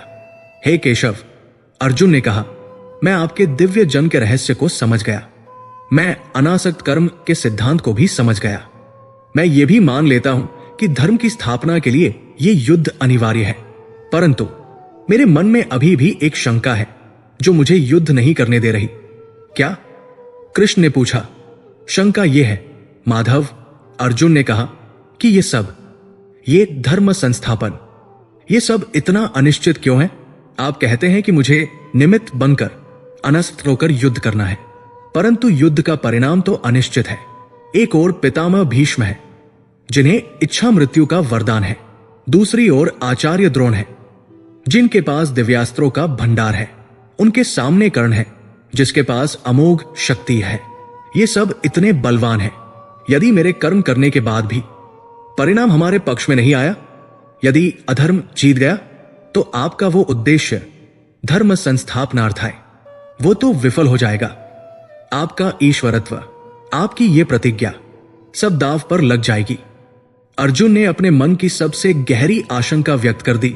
हे गोविंद, क्या ये इतना बड़ा आयोजन, क्या ये पहले से निश्चित है, या ये सब मेरे कर्म पर, मेरी योग्यता पर, मेरी जीत हार पर निर्भर करता है? यदि ये मुझ पर निर्भर है तो मैं ये भार उठाने में असमर्थ हूं, और यदि ये पहले से निश्चित है तो फिर मेरे कर्म करने का अर्थ ही क्या है? ये वो प्रश्न था जिसने कुरुक्षेत्र के उस मैदान में कर्म और नियति, फ्री विल वर्सेस डेस्टिनी के शाश्वत द्वंद्व को लाकर खड़ा कर दिया था। अर्जुन के इस प्रश्न को सुनकर कृष्ण के मुख पर अब वो मुस्कान नहीं रही। उनका मुखमंडल एक अपरिभाषित असीम तेज से प्रदीप्त हो उठा। उनकी वाणी अब किसी गुरु या सखा की नहीं थी। वो गूंजी, वो बादलों की गड़गड़ाहट नहीं थी, वो काल की गड़गड़ाहट थी। वो स्वयं महाकाल का स्वर था। अर्जुन, तुम परिणाम की चिंता कर रहे हो, तुम जय और पराजय की गणना कर रहे हो, तुम भविष्य की आशंका से ग्रस्त हो, और मैं भविष्य को नहीं अर्जुन, मैं सनातन वर्तमान को देख रहा हूं। तुम अपनी इन नश्वर आंखों से जिन्हें जीवित देख रहे हो, वो तुम्हारा भ्रम है। सत्य का क्षण आ गया था। कृष्ण ने वो कहा जिसने अर्जुन की आत्मा को कंपा दिया। पश्य, कृष्ण ने जैसे उसे अपनी दिव्य दृष्टि से देखने का आदेश दिया। ये जो योद्धा तुम्हारे विरुद्ध खड़े हैं, ये भीष्म, ये द्रोण, वो जयद्रथ, वो कर्ण और धृतराष्ट्र के वे समस्त पुत्र, मया एव एते निहताय पूर्वम एव, ये सब मेरे द्वारा इस युद्ध के आरंभ होने से पहले ही मारे जा चुके हैं। अर्जुन सन्न रह गए, उनका शरीर कांप उठा। पहले ही मारे जा चुके हैं, ये क्या प्रलाप था? वो सब तो जीवित थे, वो तो उनकी ओर देख रहे थे, शंख बजा रहे थे। कृष्ण की वाणी में अब किंचित मात्र भी मृदुलता नहीं थी। वो संसार का नहीं, सहार का स्वर था। हां अर्जुन, ये सब कालरूपी मेरे मुख में पहले ही समा चुके हैं। इनका आयु तत्व समाप्त हो चुका है, इनकी मृत्यु निश्चित हो चुकी है। ये सब मृत शरीर है जो अभी केवल सांस ले रहे हैं। इनका विनाश तो मेरे विधान में लिखा जा चुका है। और तुम स्वयं को कर्ता समझकर जो भयभीत हो रहे थे, तुम स्वयं को पापी समझकर जो विलाप कर रहे थे, वो तुम्हारा अहंकार था। तुम न किसी को जीवन दे सकते हो और न ही तुम किसी को मार सकते हो। तुम्हें तो केवल उस कार्य को करना है जो पहले ही हो चुका है। उत्तिष्ठ, कृष्ण जैसे गरज उठे। उठो अर्जुन, यशे लभस्व जित्वा शत्रुन भुंक्ष्व राज्यम समृद्धम। उठो, यश को प्राप्त करो, इन शत्रुओं को जीत कर इस समृद्ध राज्य का भोग करो, क्योंकि ये सब तो तुम्हें मिलना तय है। निमित्त मात्रम भव सव्यसाचिन। हे सव्यसाची, हे दोनों हाथों से बाण चलाने वाले अर्जुन, तू तो केवल निमित्त मात्र बन जा। तू केवल वो साधन बन, वो अस्त्र बन जिसके द्वारा मैं अपने उस कार्य को पूरा कर रहा हूं जो मैं पहले ही पूरा कर चुका हूं। ये यश तेरा नहीं होगा, ये पराजय उनकी नहीं होगी, ये केवल मेरे विधान की, मेरे संकल्प की पूर्ति होगी। तू बस अपना गांडीव उठा और मेरे इस महायज्ञ में अपनी आहुति डाल दे। ये रहस्योद्घाटन, ये सत्य, ये अर्जुन के लिए उनके विषाद से भी भयंकर था। उनका सिर चकराने लगा। पहले ही मारे जा चुके हैं, उनका अस्तित्व कांप उठा। इसका अर्थ क्या है? यदि ये सब मर चुके हैं तो मुझे ये दिख क्यों नहीं रहा? मैं अभी भी पितामह को जीवित क्यों देख रहा हूं? मैं अभी भी द्रोण को मेरे वध की प्रतीक्षा करते हुए क्यों देख रहा हूं? यदि कृष्ण ने यह सब कर दिया है तो कैसे किया है? वो कौन सा रूप है कृष्ण का जिसने ये सहार किया है? वो रूप जो अर्जुन को नहीं दिख रहा, वह रूप जो इस मित्र, इस सारथी, इस श्याम सुंदर रूप से परे है। अर्जुन को भान हुआ वो अपने मित्र के इस विराट, सर्वशक्तिमान, काल रूपी स्वरूप को कैसे समझे। वो इस पहेली को अपनी बुद्धि से नहीं सुलझा सकते, वो इस सत्य को अपने तर्कों से नहीं जान सकते। इसे केवल देखा जा सकता था। अर्जुन की व्याकुलता, उनका संशय, उनका विषाद, सब कुछ एक पल में विलीन हो गया। अब न कोई मोह था, न कोई भय। अब केवल एक ही उत्कट, एक ही तीव्र अभिलाषा थी, उस सत्य को देखने की। अर्जुन जो रथ के पिछले भाग में बैठे थे वो घुटनों पर आ गए। उनका गांडीव अब भी वही पड़ा था, परंतु अब उनके हाथ उस गांडीव के लिए नहीं अपितु प्रार्थना के लिए जुड़े। उनकी आंखों में आंसू थे, परंतु ये विषाद के नहीं, ये विस्मय और समर्पण के आंसू थे। उन्होंने अपने सखा, अपने गुरु, अपने ईश्वर की ओर देखा। हे प्रभु, उनकी आवाज कांप रही थी। हे योगेश्वर, मैं आपके वचनों को सुन रहा हूं, परंतु मेरा मन उन्हें धारण नहीं कर पा रहा है। आप कहते हैं कि ये सब आपके द्वारा पहले ही मारे जा चुके हैं। मैं आपके उस काल रूपी स्वरूप की कल्पना भी नहीं कर पा रहा हूं जिसने ये किया है। हे पुरुषोत्तम, मैं आपके इस सौम्य, चतुर्भुज या द्विभुज रूप को तो जानता हूं, परंतु मैं आपके उस परम रूप को नहीं जानता। मैं उस सत्य को देखना चाहता हूं। मन्य से यदि तत् शक्यम मया द्रष्टुम इति प्रभो।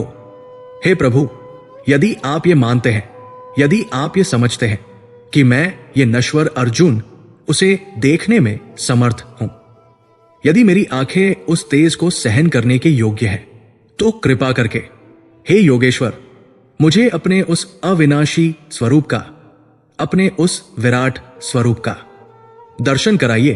अर्जुन की वो कातर प्रार्थना, वो अंतिम, वो उत्कट अभिलाषा कुरुक्षेत्र के उस शून्य में गूंज उठी। हे प्रभु, यदि आप मानते हैं कि मैं उसे देखने में समर्थ हूं, तो मुझे अपने उस अविनाशी स्वरूप का दर्शन कराइए। ये एक शिष्य की, एक मित्र की, एक योद्धा की अंतिम जिज्ञासा थी। वो उस सत्य को जानना नहीं, अब देखना चाहता था। वो उस काल के स्वरूप को अपनी आंखों से परखना चाहता था, जिसने कृष्ण के अनुसार इस युद्ध का परिणाम पहले ही लिख दिया था। अर्जुन के इस समर्पण को देखकर, उसकी इस अदम्य जिज्ञासा को देखकर भगवान कृष्ण का वह सौम्य, सारथी रूप एक क्षण के लिए स्थिर हो गया। उनके मुख पर जो अब तक सखा भाव, गुरुभाव या कालभाव दिखा रहा था, अब एक दैवीय स्वीकृति का, एक वात्सल्यपूर्ण अनुमोदन का भाव आया। वो जानते थे कि ये ज्ञान, ये दर्शन अर्जुन के नश्वर मस्तिष्क के लिए कितना भारी पड़ने वाला था। वो जानते थे कि इस तेज को सहन करना असंभव था, परंतु वो ये भी जानते थे कि इस दर्शन के बिना अर्जुन का मोह पूरी तरह नष्ट नहीं होगा। निमित्त मात्र बनने के लिए, उस पूर्ण समर्पण के लिए तैयार नहीं हो पाएगा। भगवान कृष्ण का स्वर अब उस पिता जैसा था जो अपने पुत्र को ब्रह्मांड का सबसे बड़ा रहस्य सौंपने जा रहा हो। हे पार्थ, हे परंतप, तुम मेरे जिस रूप को देखने की इच्छा कर रहे हो वो अलौकिक है, वो दिव्य है। तुम मेरे सैकड़ों, हजारों, नाना प्रकार के, नाना वर्णों और आकृतियों वाले रूपों को देखो, जिन्हें आज तक तुम्हारे अतिरिक्त किसी ने नहीं देखा। कृष्ण ने एक क्षण का विराम लिया, जैसे अर्जुन को इस आने वाले तूफान के लिए सचेत कर रहे हो। परंतु हे अर्जुन, न तु माम शक्य से द्रष्टुम अनेनैव स्वचक्षुषा। अर्जुन ने उस विराट रूप के भीतर देखा। उनकी दिव्य दृष्टि अब उस रूप के उदर में प्रवेश कर गई, और वहां उन्होंने वह देखा जिसने उनके रोंगटे खड़े कर दिए। उन्होंने देखा संपूर्ण ब्रह्मांड उसी एक शरीर के भीतर स्थित था। उन्होंने देखा 11 रुद्र, 12 आदित्य, 8 वसु, दोनों अश्विनी कुमार, 49 मरुदगण, सभी देवता हाथ जोड़े भयभीत और विस्मित भाव से उस विराट रूप की स्तुति कर रहे थे। उन्होंने देखा ब्रह्मा जी कमल के आसन पर विराजमान थे। उन्होंने देखा कैलाश पर शिव समाधिस्थ थे, वो सब उसी एक रूप के अंश मात्र थे। उन्होंने देखा केवल देवता ही नहीं अपितु पितरों के लोक, यक्षों के लोक, गंधर्वों के लोक, संपूर्ण सृष्टि, चर और अचर सब कुछ उसी एक विग्रह में समाहित था। और फिर उनकी दृष्टि उस विराट रूप के भीतर ही कुरुक्षेत्र के उस मैदान पर पड़ी। उन्होंने देखा दोनों सेनाएं, पितामह भीष्म, आचार्य द्रोण, वो जयद्रथ, वो कर्ण, और धृतराष्ट्र के वे 100 पुत्र, दुर्योधन, दुःशासन, वे सब भी उसी विराट रूप के भीतर खड़े थे। और वे ही नहीं, अर्जुन ने स्वयं को और अपने चारों भाइयों युधिष्ठिर, भीम, नकुल, सहदेव, उन सबको भी उसी विराट रूप के एक अंश के रूप में देखा। ये ज्ञान कि ये युद्ध, ये कुरुक्षेत्र, ये धर्म धर्म का संघर्ष, ये सब उस ईश्वर के शरीर के भीतर ही घटित हो रहा था। ये उसकी लीला का ही एक अंग था। इस ज्ञान ने अर्जुन को भय और विस्मय की पराकाष्ठा पर पहुंचा दिया। वो अपने घुटनों पर गिर पड़े, उनके हाथ स्वयं ही जुड़ गए। वो उस तेज को सहन नहीं कर पा रहे थे। परंतु ये दर्शन अभी पूरा नहीं हुआ था। ये तो ईश्वर का ऐश्वर्य रूप था। अब काल का वो गहरा, वो परम रहस्य प्रकट होना शेष था। जैसे ही अर्जुन इस ऐश्वर्य को देखकर स्तब्ध हो रहे थे, उस विराट रूप का स्वरूप बदलने लगा। वो जो अब तक अद्भुत और दिव्य था, वो अब भयंकर और विकराल होने लगा। अर्जुन ने देखा कि उस विराट रूप के वे सहस्त्रों मुख अब खुलने लगे हैं। उनकी दाढ़ें विकराल हो उठी, उनके मुख अग्नि की भांति प्रज्वलित हो उठे, जैसे वह प्रलय की अग्नि हो। वो जो अब तक विश्वरूप था, वो अब महाकाल रूप में परिवर्तित हो रहा था। और तभी अर्जुन ने वो परम रहस्य देखा। उन्होंने देखा कि वे दोनों सेनाओं के योद्धा, भीष्म, द्रोण, कर्ण, धृतराष्ट्र के वे सारे पुत्र, वे सब तीव्र वेग से दौड़ते हुए पतंगों की भांति जो अग्नि में कूदकर भस्म होने के लिए दौड़ते हैं, वे सब योद्धा उस विराट रूप के, उस महाकाल के विकराल मुखों में प्रवेश करते जा रहे थे। लेली ऐसे ग्रसमान समन्ताल लोकान समग्रान वदनैर ज्वलद्भिः। अर्जुन ने देखा वे सब योद्धा उस विकराल मुखों में समाते जा रहे थे। कृष्ण की वे भयंकर दाढ़ें उन योद्धाओं के सिरों को कुचल रही थी। अर्जुन ने देखा कुछ योद्धा तो उन दाढ़ों के बीच में फंसकर चूर्ण विचूर्ण हो रहे थे। उनका रक्त बह रहा था। वो संपूर्ण सेना जिसे नष्ट करने के पाप से अर्जुन भयभीत थे, वो सेना तो पहले ही उनकी आंखों के सामने उस महाकाल के मुख में समाकर नष्ट हो रही थी। ये वो सत्य था। कृष्ण के वे शब्द, ये सब मेरे द्वारा पहले ही मारे जा चुके हैं, वो प्रलाप नहीं थे, वो सत्य था। अर्जुन अब अपनी दिव्य दृष्टि से नियत सत्य को घटित होते हुए देख रहे थे। ये दृश्य अर्जुन के लिए असनीय था। उनका शरीर थरथर कांप रहा था। वो अपने सखा के इस सहार रूप को देखकर भयभीत थे। उनका गला सूख गया। उन्होंने हाथ जोड़कर कांपते हुए स्वर में पूछा, हे देवों के देव, हे जगन निवास, आप कौन है? आपका ये भयंकर, ये उग्र रूप, ये मुझसे देखा नहीं जा रहा। मुझे बताइए। भगवान कह, आप है कौन? मैं आपके इस आदिरूप को, आपके इस प्रलयंकारी स्वरूप को जानना चाहता हूं। अर्जुन के इस भयभीत प्रश्न के उत्तर में वो विराट रूप, वो सहस्त्रों मुखों वाला महाकाल पहली बार बोला। और जब वो बोला तो वो कृष्ण की वंशी ध्वनि जैसी मधुर आवाज नहीं थी। वो ब्रह्मांड का घर्षण था। वो प्रलय का नाद था। कालोस्मी लोकक्षकृत प्रवृद्धो लोकान समाहर्तुम ये प्रवृत्ता। अर्जुन, मैं प्रलय करने वाला, लोकों का नाश करने वाला बढ़ा हुआ महाकाल हूं। मैं ही वो समय टाइम हूं जो सब कुछ नष्ट कर देता है। मैं यहां इस कुरुक्षेत्र में इन समस्त योद्धाओं का, इन लोकों का संहार करने के लिए प्रवृत्त हुआ हूं। मैं यहां आया हूं। मेरा उद्देश्य ही विनाश। ऋतेपि त्वाम न भविष्यन्ति सर्वे ये वस्थिताय प्रत्यनीकेषु योधा। और सुनो अर्जुन, तुम्हारे बिना भी यदि तुम ये युद्ध नहीं भी करोगे, तब भी ये जो शत्रु पक्ष में खड़े योद्धा हैं, इनमें से कोई भी जीवित नहीं बचेगा। ये सब नष्ट हो जाएंगे, क्योंकि इनकी मृत्यु मेरे द्वारा, काल के द्वारा पहले ही निश्चित की जा चुकी है। और तब उस महाकाल के रूप ने अर्जुन के निमित्त होने का वो अंतिम रहस्य खोला। तस्मात् त्वम उत्तिष्ठ यशो लभस्व। इसलिए हे अर्जुन, तुम उठो, तुम केवल युद्ध करो और यश को प्राप्त करो। इन शत्रुओं को जीतो और समृद्ध राज्य का भोग करो। क्योंकि मयव एते निहताय पूर्वम एव निमित्त मात्रम भव सव्यसाचिन। क्योंकि ये सब तो मेरे द्वारा पहले ही मारे जा चुके हैं। तू तो हे सव्यसाची केवल निमित्त मात्र बन जा। निमित्त मात्र, ये शब्द, ये ज्ञान, ये अर्जुन की चेतना में एक विस्फोट की भांति उतरा। और उसी क्षण अर्जुन को ज्ञान हुआ। उन्हें अपने सखा के उस परम सत्य के अस्तित्व का संपूर्ण रहस्य समझ में आ गया। उन्हें कृष्ण के जन्म का रहस्य समझ आया। उनका जन्म, अवतार, धर्म की ग्लानि होने पर उस धर्म को पुनः स्थापित करने के लिए होता है। वो काल के विधान को पुनः पटरी पर लाने के लिए प्रकट होते हैं। उन्हें कृष्ण के कर्म लीला का रहस्य समझ आया। उनका कर्म संसार का संतुलन बनाए रखना है। वो स्वयं अकर्ता होते हुए भी निमित्तों के द्वारा, जैसे आज अर्जुन के द्वारा, संसार के उस संतुलन को बनाए रखने का कर्म करते हैं। वो स्वयं उस महायज्ञ के यजमान हैं और यज्ञ भी स्वयं ही है। और उन्हें कृष्ण की मृत्यु, जो वो भविष्य में एक साधारण व्याध के बाण से लीला में दिखाएंगे, का रहस्य भी समझ आ गया। जैसे उनका जन्म संसार के नियम को स्थापित करने के लिए होता है, वैसे ही उनकी मृत्यु भी संसार के नियम को बनाए रखने के लिए होती है। वह जो काल है, वो ये दिखाने के लिए कि काल समय के विधान से ये नश्वर शरीर नहीं बच सकता, स्वयं उस नियम का पालन करते हैं। अर्जुन को ज्ञान हुआ कि कृष्ण काल टाइम है और वो कालतीत बियॉन्ड टाइम भी है। वो धागा है जिसमें ये संपूर्ण सृष्टि एक माला की भांति पिरोई हुई है। ये युद्ध अब अर्जुन का नहीं रहा, ये राज्य अब अर्जुन का नहीं रहा। ये जय, ये पराजय, ये पाप, ये पुण्य सब अर्थहीन हो गए। उस विराट काल के दर्शन ने अर्जुन के उस क्षुद्र मोह को, जो अपने कुल के नाश से जन्मा था, एक ही क्षण में भस्म कर दिया। वह अहंकार जो स्वयं को कर्ता मानकर पाप और पुण्य का भागी समझ रहा था, वो कर्ता भाव ही नष्ट हो गया। अर्जुन का शरीर जो अब तक भय से कांप रहा था, वो अब ज्ञान के इस परम बोध से स्थिर हो गया। उन्होंने उन जुड़े हुए हाथों को मस्तक से लगाया। वह उस महाकाल के स्वरूप के सम्मुख नतमस्तक हो गए। उनकी आंखों से आंसू बह रहे थे, परंतु वे न विषाद के थे न भय के, वे ज्ञान के समर्पण के आंसू थे। उन्होंने अपना गांडीव जो अब तक उपेक्षित पड़ा था, उसे उठाने के लिए हाथ बढ़ाया। उन्होंने अपने सखा को, अपने गुरु को, अपने ईश्वर को, उस महाकाल को संबोधित किया, हे अच्युत, हे जनार्दन। उनकी आवाज में अब न कोई संशय था, न कोई विषाद, न कोई प्रश्न, केवल स्वीकृति थी, केवल समर्पण था। नष्टो मोह स्मृतिर लब्धा त्वत् प्रसादात् मया अच्युत। हे अच्युत, आपकी कृपा से मेरा मोह, डिल्यूजन नष्ट हो गया है। मुझे स्मृति, मेरे वास्तविक स्वरूप का, मेरे स्वधर्म का ज्ञान पुनः प्राप्त हो गई है। स्थितो समी गत्संदेह, मैं अब गत्संदेह समस्त संशयों से रहित होकर स्थिर भाव से खड़ा हूं। और तब अर्जुन ने वो अंतिम वाक्य कहा जिसने कुरुक्षेत्र के युद्ध का और धर्म के इतिहास का निर्णय कर दिया। करिष्ये वचन तव, मैं आपकी आज्ञा का पालन करूंगा।